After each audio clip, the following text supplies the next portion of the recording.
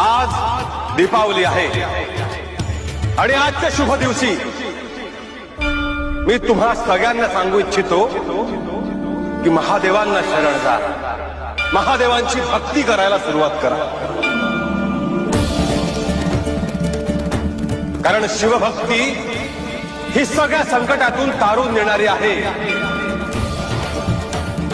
शिवभक्ती तुम्हाला सन्मार्गावर घेऊन जाणारी आहे.